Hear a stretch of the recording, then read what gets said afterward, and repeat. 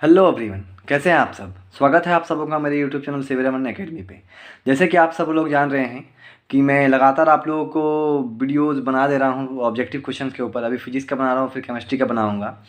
तो मुझे पता नहीं चल रहा है कि आप लोगों को मेरा इस वीडियो से फ़ायदा हो रहा है कि नहीं, आप समझ पा रहे हैं कि नहीं। तो अगर आप लोग को समझ में आ रहा है तो आप मेरे को कमेंट कर सकते हैं कि आपको और किस टॉपिक पे वीडियोस चाहिए। मैं ट्राई करूँगा वो भी आप लोग को लिए मैं बना दूँ। फिजिक्स केमिस्ट्री मैथ किसी भी आप सब्जेक्ट पे अगर आपको कुछ डाउट्स होते हैं, उस ऑब्जेक्टिव हो सब्जेक्टिव हो या फिर कुछ टॉपिक्स हैं तो आप मेरे को बता सकते हैं। हम उसके ऊपर वीडियो बनाएंगे। अगर आपके लिए वो हेल्पफुल रहा तो मेरे लिए भी एक खुशी की बात होगी, है ना। तो चलिए हम लोग क्या किए थे, देखिए कि हम लोग मॉडल सेट कर चुके हैं। मॉडल सेट के बाद 2014 क्वेश्चन बैंक स्टार्ट किए थे। 2014 से 2015 फिर 16, आज 2017 की बारी। अब 2017 को करने से पहले मैं कुछ बातें आप लोगों से बोलना चाहूँगा कि आप लोगों को जो मॉडल सेट फिर क्वेश्चन बैंक हम स्टार्ट किए, उसमें बहुत सारा नोट्स हम आपको दिए हुए हैं। क्वेश्चन के साथ हम क्वेश्चन दे रहे हैं, क्वेश्चन के साथ आपको साथ में एक नोट्स भी दे रहे हैं कि ये सवाल ऐसे आया है, हो सकता है आपको कुछ इस प्रकार से भी पूछे, तो उसके लिए हम उसका वहाँ पे आपको नोट दे देते हैं। वो पढ़ के आ रहे हैं अगर आप, तो आपको 2017 में जो भी क्वेश्चन यहाँ पे देखने को मिलेंगे बहुत सारे तो रिलेट करेंगे। आप उसको कर भी पाओगे, अपने से कर पाओगे, मज़ा आएगा आपको। और अगर आप नहीं देखे हैं, आप अगर न्यू हैं, न्यूली आप देख रहे हो मेरे वीडियोज़ को, तो आप जाके वहाँ से पहले स्टार्ट करिए मॉडल सेट, फिर क्वेश्चन बैंक को स्टार्ट करिए, फिर आप मज़ा देखिए। आपको बहुत सारा सवाल तो खुद से बनना स्टार्ट भी हो जाएगा। तो जो देख रहे हैं उन लोग के लिए चलिए स्टार्ट कर देते हैं अभी 2017 के क्वेश्चन को। पहला क्वेश्चन क्या बोलता है वो देखिए आप। बोलता है the unit for electric intensity. Repeated question है, ये भी हम कर चुके हैं। यूनिट फॉर इलेक्ट्रिक इंटेंसिटी, तो इलेक्ट्रिक इंटेंसिटी मतलब इलेक्ट्रिक फील्ड इंटेंसिटी ई। क्या होता है इलेक्ट्रिक फील्ड इंटेंसिटी, आप हम लोग ये देखिए, ये नोट्स हमको पहले भी दिए हुए हैं कि इलेक्ट्रिक फील्ड इंटेंसिटी का भी यानी इलेक्ट्रिक पोटेंशियल के साथ जो रिलेशन होता है वो होता है E = माइनस dV/dx। हम इसको पोटेंशियल ग्रेडियंट भी बोलते हैं। अगर हम यहाँ से यूनिट निकालेंगे तो आएगा पोटेंशियल के लिए वोल्ट, पोटेंशियल के लिए वोल्ट आएगा। थोड़ा सा रुकिएगा। पोटेंशियल के लिए वोल्ट और लेंथ के लिए क्या आएंगे मीटर, इसको हम ले जाएंगे तो ये आएगा वोल्ट पर मीटर, ये इसका यूनिट हुआ। अब एक फॉर्मूला ये भी देखिए, E = F/Q0। हमको यहाँ से SI यूनिट की प्राप्ति हो जाती है। और SI यूनिट क्या होता है, E का SI यूनिट वो होता है आपका न्यूटन। फोर्स के लिए न्यूटन, चार्ज के लिए पर कूलम, न्यूटन पर कूलम, ये SI यूनिट है इलेक्ट्रिक फील्ड इंटेंसिटी का। और ये इसका एक यूनिट है वोल्ट पर मीटर। ये सवाल रिपीटेड सवाल है ना। आप देख के आए वीडियोज़, आपको मज़ा आएंगे, खुद से कर पाओगे आप। ये हो गया इसका सवाल answer, option number B. Next सवाल क्या बोलता है, an electric dipole of moment P, moment यानी इलेक्ट्रिक डाइपोल मोमेंट P है, is lying along a uniform electric field E, the work done in rotating the dipole by 90 degree. इससे पहले 2016 में हमको एक क्वेश्चन देखने को मिला था कि उसमें भी ऐसे ही कुछ था। वहाँ पे मैग्नेटिक डाइपोल था और हमको वर्क डन निकालना था मैग्नेटिक डाइपोल का, जब हम उसको मैग्नेटिक फील्ड में रखेंगे कितना मोमेंट में, M मोमेंट में। यहाँ पे इलेक्ट्रिक डाइपोल है, कहानी वही है। आप देखिए सेम सवाल है। यहाँ पे हम यूनिफॉर्म इलेक्ट्रिक फील्ड ले लेते हैं। यहाँ पे हम एक डाइपोल रख देंगे -q + q। डाइपोल लेंथ कितना होगा 2l का। यहाँ पे जो डाइपोल मोमेंट होता है P, उसका फॉर्मूला होता है 12q। जैसे ही हम इस इलेक्ट्रिक डाइपोल को इस इलेक्ट्रिक फील्ड में फिट करेंगे, हमको यहाँ पे एक देखने को मिलेगा टॉर्क। फॉर्मूला आएगा P sin थीटा, ये इलेक्ट्रिक टॉर्क का फॉर्मूला है। मैग्नेटिक टॉर्क कितना लगता है तो वो लगता है mb sin थीटा। और हम इसमें जो वर्क डन निकाले थे, याद अगर होगा आप लोगों को, तो वो निकल करके आया था mb, जब कितना डिग्री पे रोटेट किए थे 90 पे। सेम ऐसा ही कुछ देखने को मिलेगा। ये टॉर्क = P sin थीटा होता है इलेक्ट्रिक टॉर्क का। हम इसका वर्क डन निकालेंगे, उसका एग्जैक्ट फॉर्मूला हम आपको बता चुके हैं 0 से 90, क्योंकि 90 पे आपको घुमाना है। टॉर्क d थीटा, टॉर्क का फॉर्मूला ये इसको रखेंगे, फिर इसका इंटीग्रेशन करेंगे तो यहाँ पे जो आंसर आपका निकल करके आएगा वर्क डन का, वो आएगा PE।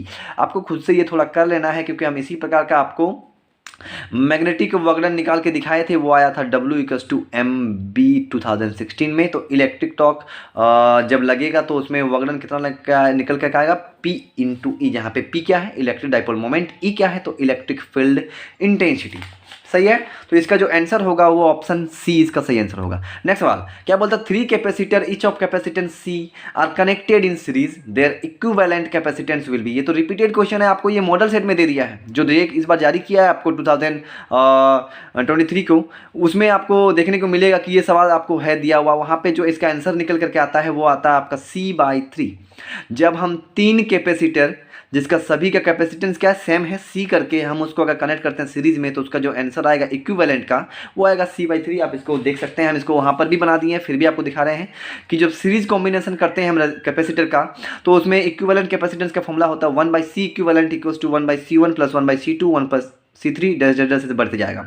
हमको 3 कैपेसिटर चाहिए, सबका कैपेसिटर कितना दिया C करके, तो हम C1 की जगह पर C बिठाएंगे, C2 की जगह पर भी C, C3 की जगह पर भी C, क्योंकि सबका सेम है C करके। इसको हम सॉल्व करेंगे तो नीचे आएगा C 1 1 1, ऊपर में 1 + 1 + 1, 3 बार जोड़ेंगे 3 आएगा, 3/C। तो ये 1/C इक्विवेलेंट आ जाएगा आपको 3/C। इसको हम ऊपर नीचे कर देंगे, इसको भी ऊपर नीचे कर देंगे, तो C इक्विवेलेंट आएगा आपको C/3। ठीक है, इसका ऑप्शन जो होगा वो आपका आंसर ए होगा। नेक्स्ट सवाल, as the temperature increases the resistance of a conductor. फिर से रिपीट है ना, ये 2014 में आया हुआ है कि जब हम एक टेम्परेचर को बढ़ा देंगे तो कंडक्टर का रेजिस्टेंस क्या होता है, तो रेजिस्टेंस उसका बढ़ जाता है, और कंडक्टिविटी क्या होता है, तो डिक्रीज करता है। यहाँ पे रेजिस्टर पूछा है आपको, कंडक्टर पूछा है, सेमीकंडक्टर पूछ सकता है, हम आपको नोट्स बता चुके हैं, आप जाके वहाँ से प्रिपरेशन करिए बढ़िया से। नेक्स्ट सवाल, 2 cells of EMF E1 and E2 and internal resistance R1 and R2, यहाँ पे R1 होना चाहिए, R1 and R2 respectively are connected in parallel, equivalent EMF of the combination is. क्या करने बोला है कि दो हमको सेल लेना है, दोनों सेल का जो EMF है वो अलग करके है, एक का E1 है तो एक का E2 है। आप यहाँ पे देख सकते हैं, हम आपके लिए फिगर बनाए हुए हैं। एक का EMF है E1, ये एक सेल हुआ, ये एक सेल हुआ, एक का EMF है E1, एक का EMF है E2, और जिसका EMF E1 है उसका इंटरनल रेजिस्टेंस है R1 का, इसका है इंटरनल रेजिस्टेंस R2 का। अगर ये बैटरी है तो यहाँ से करंट निकलेगा I1, ये अगर बैटरी है तो यहाँ से भी करंट निकलेगा I2। दोनों यहाँ से पार होते हुए हमको टोटल करंट देंगे I इक्विवेलेंट का, है ना, ये I इक्विवेलेंट है। तो I इक्विवेलेंट कितना मिलेगा, तो I इक्विवेलेंट किसके बराबर होगा, I1 + I2 के बराबर होगा। तो हम देख लेंगे I = I1 + I2। कल हम ये अपने ऑफलाइन क्लास में सॉल्व कर दिए बच्चे लोगों को, तो जो कल थे उन लोगों को जानने को मिलेगा कि ये सॉल्व करने के बाद हमको जो इक्विवेलेंट EMF देखने को मिलता है वो मिलता है E1 R2 + E2 R1 / R1 + R2। तो जो कल आए थे ये सही आंसर होगा, E1 के साथ R2 + E2 के साथ R1 / R1 + R2। ये ऑप्शन आप देखिए, आपको वहाँ से आंसर मिल जाएगा। बाकी आपको सॉल्यूशन तो आपके टीचर का मदद लेना है, नहीं तो वीडियो लंबा बन जाएगा। हम आपको दिखा सकते थे, ये ऑप्शन आपका ए होगा सही आंसर। नेक्स्ट सवाल क्या बोला जा रहा है कि an electron having charge E, ठीक है, an electron having charge E and mass m is moving in A uniform electric field E, it's acceleration will be. एक चार्ज है कितना का, E का, उसका मास कितना है m का, वो मूव कर रहा है कि यूनिफॉर्म इलेक्ट्रिक फील्ड में, और उसका एक्सेलरेशन क्या होगा जब वो मूव करेगा, तो हमको ये पूछा गया है सवाल में। तो सबसे पहले तो हम एक फॉर्मूला जानते हैं कि F इक्वल्स टू क्या होता है, ma होता है। F इक्वल्स टू क्या होगा, ma। तो हमको एक्सेलरेशन चाहिए, तो एक्सेलरेशन के लिए m इधर आएगा तो F/ma, एक्सेलरेशन निकल जाएगा, इधर मल्टीपल में इधर आएगा तो डिवाइड, तो F/m। अब हम एक फॉर्मूला पढ़ चुके हैं, E का फॉर्मूला क्या होता है, F/q, force per unit charge. तो क्या हम यहाँ से फोर्स निकाल सकते हैं, F इक्वल्स टू क्या होगा, तो Q इधर डिवाइड में है, इधर जाएगा मल्टीपल, यानी QE, F का जगह पे हम QE रख सकते हैं। तो इस फॉर्मूला में आएंगे, एक ये F है, F का जगह पे हम रख देंगे Q × E, F का जगह पे क्या रख देंगे, Q × E। अब ये हो गया आपका एक्सेलरेशन का फॉर्मूला। एक्सेलरेशन क्या आ चुका है आपका, QE × m, QE × m। अब आप देखिए कि ये ऑप्शन कहाँ पे है आपको, तो ये ऑप्शन आपको देखने को मिलेगा, सॉरी थोड़ा देखिए, QE × m। अब अभी सोचिए कि Q क्या है, Q आपका चार्ज है, तो चार्ज कितना बोला गया, तो E बोला गया, तो E ये चार्ज है, ये इलेक्ट्रिक फील्ड इंटेंसिटी है, और ये क्या हो गया आपका m। तो ये ऑप्शन आपको जहाँ देखने को मिलेगा वही आपका सही आंसर होगा। आप देखिए कौन सा है आपका, तो आपका ऑप्शन C देखने को मिलेगा। नेक्स्ट सवाल यहाँ पे देखिए, the impedance of LR circuit is, impedance यानी जो रेजिस्टेंस ऑफर करता है कौन सा circuit, LR circuit. LR circuit क्या होता है, तो उसके लिए आप फिगर देखिए, ये हो गया आपका LR सर्किट, जहाँ पे ये हो गया आपका L यानी इंडक्टर, इंडक्टर का इंडक्टेंस कितना है, तो वो L है। ये हो गया एक रेजिस्टर प्रतिरोध, उसका रेजिस्टेंस कितना है, R का है। हम इसको जोड़ दिए एक ऐसी सोर्स के साथ जो करंट कितना देगा, I का। जब हम इस परिपथ में, इस सर्किट में करंट आ जाएगा, तो इन दोनों के वजह से, क्योंकि ये सीरीज में कनेक्टेड है, तो इन दोनों के वजह से उन लोगों का रेजिस्टेंस क्या होगा, इंक्रीज करेगा। तो उस रेजिस्टेंस को हम क्या बोलते हैं, इम्पीडेंस बोलते हैं। जो रेजिस्टेंस L और R के वजह से मिलेगा इस करंट को, हम उसको इम्पीडेंस बोलते हैं। उसका फॉर्मूला होता है R², यानी रेजिस्टेंस का होल स्क्वायर प्लस L जो रेजिस्टेंस देता है उसको बोलते हैं XL का होल स्क्वायर। XL का फॉर्मूला होता है ω L तो ओमेगा एक्सएल का स्क्वायर है तो यहाँ पे आएगा omega square into L square, मतलब आर का स्क्वायर एक्सएल की जगह पे आएगा ओमेगा स्क्वायर एल स्क्वायर। जो पढ़े हैं वो जान पाओगे कि यहाँ इसका ऑप्शन ये आंसर होगा। तो ऑप्शन कौन वाला इसका सही होगा? तो इसका जो सही आंसर होगा वो होगा आपका ऑप्शन डी। आपको एल आर पूछा है, एलसीआर सर्किट आपसे पूछ सकता है इस बार, आप ध्यान से देखिए। एलसीआर सर्किट में एल सी एंड आर, इसको ऐसी सोर्स दिए हैं, करेंट जाएगा आई का, तो इसमें जो इम्पीडेंस आएगा वो आता है R square plus X C minus XL. ये रेजिस्टेंस कौन दे रहा है? ये आर, ये एक्स सी, ये रेजिस्टेंस कौन दे रहा है? तो कैपेसिटेंस। और ये रेजिस्टेंस कौन दे रहा है? तो आपका इंडक्टर एल। आप इसको भी याद रखोगे, हो सकता है आपको नेक्स्ट में देखने को मिल जाए। ठीक है, हम आपको बताते रहते हैं, अवगत कराते रहते हैं, आप जरूर नोट डाउन करोगे सबको। नेक्स्ट सवाल, if F V the phase difference between alternating current and EMF then the power factor is. Power factor simply जो पढ़े हैं उन लोग जान जाएंगे कि पावर फैक्टर पे कौन निकाल के देता पावर फैक्टर, तो वो होता है आपका कॉस फाई। ठीक है, ये सिंपल आंसर था कॉस फाई। तो इसके बाद आप नेक्स्ट सवाल देखिए कि in a step up transformer, in a step up transformer the number of turns in the primary and secondary coil are respectively n1 and n2 then step up transformer में क्या होता है, इनमें से कौन सा कंडीशन सही है, आपको ये पूछा है।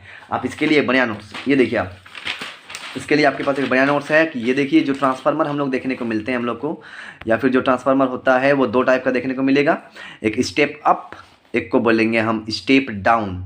एक को हम बोलेंगे स्टेप अप तो एक को क्या बोलेंगे स्टेप डाउन ट्रांसफार्मर के नाम से वो जाना जाता है। ठीक है, अब स्टेप अप ट्रांसफार्मर क्या करता है, तो वो लो वोल्टेज को कन्वर्ट करता है हाई वोल्टेज में, और स्टेप डाउन क्या करेगा, high to low.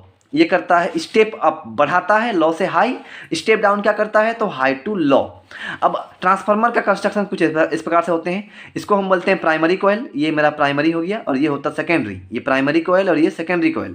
Primary coil का अभी नंबर ऑफ टर्न्स, ये टर्न्स है, ये सब ये मुड़ा हुआ टर्न्स है, कितना बोला गया n1 बोला गया क्वेश्चन पे, और सेकेंडरी कॉइल का टर्न्स कितना बोला गया तो n2 बोला गया। इसको हम बोलते हैं इनपुट वोल्टेज, इसको बोलते हैं आउटपुट वोल्टेज। किसके लिए निकालने बोला है, तो स्टेप अप के लिए पूछा क्वेश्चन में। तो स्टेप अप में क्या करेंगे, low to high, low to high मतलब हम इनपुट में कौन सा वोल्टेज देंगे लो वाला, हमको आउटपुट में कौन सा मिलेगा हाई वाला। तो आउटपुट कौन से टर्न्स पे है n2 पे है, और ये कौन से पे n1 पे है। तो अगर आपको हाई चाहिए लो टू हाई चाहिए, तो उस समय n1 प्राइमरी है, n1 आपको कम रहेगा और आउटपुट क्या रहेगा ज़्यादा रहेगा। ऐसा क्यों, अगर आप n2 ज़्यादा रखोगे, n2 किधर है आउटपुट की ओर, तो आपको हाई वोल्टेज मिलेगा, और अगर आप n1 ज़्यादा रखोगे इसका मतलब इधर आपको हाई मिलेगा तो इधर आपको लो मिलेगा। तो n1 क्या होता है स्टेप अप में, प्राइमरी कॉइल का टर्न्स कम होता है किससे, सेकेंडरी कॉइल से, और स्टेप डाउन में क्या होगा तो स्टेप डाउन में n1 ज़्यादा होगा किससे, n2 से। आप ये याद रख सकते हैं क्योंकि ये भी आपसे पूछ सकता था। अभी तो आंसर ये वाला होगा n1 लेस देन n2। कौन सा ऑप्शन है वो आपका ऑप्शन देखने को मिल जाएगा बी, ऑप्शन आपको मिलेगा बी।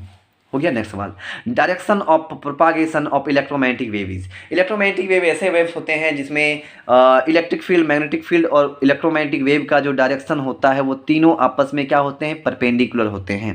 तीनों आपस में परपेंडिकुलर होते हैं और उसका जो डायरेक्शन होता है वो होता है parallel to E cross B, parallel to E cross B, parallel to E cross B. Parallel नहीं होता है वहाँ पे, परपेंडिकुलर होगा, पैरेलल में ही दिया हुआ है सब कुछ यहाँ पे। इसका आंसर पैरेलल, ये पैरेलल नहीं, यहाँ पे perpendicular to E cross B होता है, परपेंडिकुलर होता है, ये पैरेलल नहीं होता है। शायद ये ऑप्शन गलत है या फिर हम कुछ गलत कर रहे हैं। चलिए हम इसको देखेंगे। अभी तो ये आंसर डी आप देख के रखिए क्योंकि आपको यहाँ पे डी आप देख के रखिए, इसके ऊपर हम देखते हैं, कल आपको बताते हैं। ठीक है, नेक्स्ट सवाल देखते हैं। The length of N astronomical telescope in normal adjustment is, ये आपको बता चुके हैं कि टेलीस्कोप में जो मैग्निफिकेशन होता है वो FO/FE, मतलब focal length of objective bye focal length of eyepiece, और जो लेंथ होता है लेंथ वो होता है FO+FE। ये हम आपको नोट्स में लिखा चुके थे, जो आप देख रहे हैं वो जान जाएंगे, ये वाला ऑप्शन सही होगा इसका FO+FE। Energy of a photon of wavelength lambda is, energy of a photon of wavelength lambda is, है ना। एनर्जी हमको चाहिए फोटोन का, फोटोन यानी लाइट एनर्जी, तो उसका जिसका वेवलेंथ कितना है लैम्डा है, तो हमको एनर्जी का फॉर्मूला पूछा है। बहुत सिंपल फॉर्मूला है, आप यहाँ पे देखिए। हमें फॉर्मूला जानते हैं E = क्या होता है h न्यू, और एक फॉर्मूला जानते हैं हम स्पीड के लिए, और एक फॉर्मूला होता है V = लैम्डा न्यू, जहाँ पे लैम्डा वेवलेंथ है, न्यू फ्रीक्वेंसी है। अब स्पीड किसका बात हो रहा है, फोटोन का, तो स्पीड के V के जगह पर हम क्या रखेंगे C, क्योंकि स्पीड ऑफ फोटोन जो होता है वो C से हम नोट करते हैं, कितना के बराबर होता है, तो ये बराबर होता है 3 × 10⁸ मीटर पर सेकंड, याद होगा। C का C, लैम्डा का लैम्डा, न्यू का न्यू। क्या हम यहाँ से न्यू निकाल सकते हैं, तो न्यू = क्या आएगा C/λ, न्यू = क्या आएगा C/, ये जाकर divide C/, lambda, C by lambda. अब हम यहाँ पे आते हैं, हमको एनर्जी चाहिए बोला है, एनर्जी ऑफ फोटोन, तो E equals to H by nu, nu के जगह पे हम रख देंगे सी बाई लेमडा। तो एनर्जी का फॉर्मूला आपको मिल गया है ये वाला, E equals to H C by lambda. आप वो ऑप्शन देखिए कौन सा है, तो E equals to H C by lambda आपको देखने को मिल जाएगा option B, H C by lambda. चलिए नेक्स्ट सवाल, नेक्स्ट सवाल क्या है वो देखिए आप। नेक्स्ट सवाल बोलता है beta particles are fast moving. Beta particles क्या होते हैं, हम आपको बोलते हैं रेडियो एक्टिविटी में 3 पार्टिकल निकलेंगे, एक अल्फा, एक बीटा और एक होता है आपका न्यूट्रल जो होता है gamma, alpha beta and gamma, है ना। तो अल्फा पार्टिकल क्या होते हैं पॉजिटिव, बीटा पार्टिकल नेगेटिव और गामा क्या होते हैं न्यूट्रल। तो बीटा पार्टिकल कैसे होते हैं नेगेटिवली चार्ज, तो नेगेटिवली यानी यहाँ पे कौन नेगेटिव होगा, इलेक्ट्रॉन नेगेटिव होता है, आप जान रहे हैं, प्रोटॉन तो पॉजिटिव होता है, न्यूट्रॉन पर कोई नहीं, और फोटॉन्स तो आपको लाइट एनर्जी का बात हो रहा है, तो कौन नेगेटिव हो सकते हैं, तो इलेक्ट्रॉन, इसका ऑप्शन नंबर सही होगा इलेक्ट्रॉन्स। बीटा पार्टिकल्स और इलेक्ट्रॉन्स होते हैं, ठीक है। नेक्स्ट सवाल, when a forward bias is applied to an P N junction. हम आपका नोट्स दे चुके हैं फॉरवर्ड वाइज पे भी और रिवर्स वाइज पे भी, आप मॉडल सेट जाके देखिए आपको मिल जाएगा। आपको मॉडल सेट में रिवर्स वाइज का पूछा है, देखो 2017 में कितना पूछा है फॉरवर्ड वाइज के ऊपर। फॉरवर्ड वाइज करेंगे तो डिप्लेशन लेयर क्या होगा, शॉर्ट होगा, और पोटेंशियल बैरियर भी क्या होगा, कम होगा। तो ये क्या कर देता है आपको, लोअर्स द पोटेंशियल बैरियर, ये पोटेंशियल बैरियर को कम कर देगा, ठीक है। इसका ऑप्शन होगा, रिवर्स वाइज बोलता तो पोटेंशियल बैरियर ज़्यादा होता। Boolean expression for NAND gate, अब नैंड गेट रिपीट हो गया, नैंड गेट का बुलियन एक्सप्रेशन जान रहे हैं कौन सा होगा, ऑप्शन डी, मल्टीप्लीकेशन। देखो ये नैंड मतलब नॉट एंड एंड, ये वाला बार जो होता है ये नॉट के लिए, एंड मल्टीप्लीकेशन बी ये हो गया आपका एंड के लिए। 2016-17 भी हो गया आपका कंप्लीट। नेक्स्ट हम लोग लाएंगे 2018 के ऊपर। अगर आपको मज़ा लग रहा है, जो बात हम बोलेंगे, अगर आपको कुछ टॉपिक्स पे दिक्कत है आप आपको कमेंट करिए, हम वो टॉपिक्स पे वीडियो बनाने की कोशिश जरूर करेंगे, ठीक है। मिलते हैं नेक्स्ट वीडियो पे।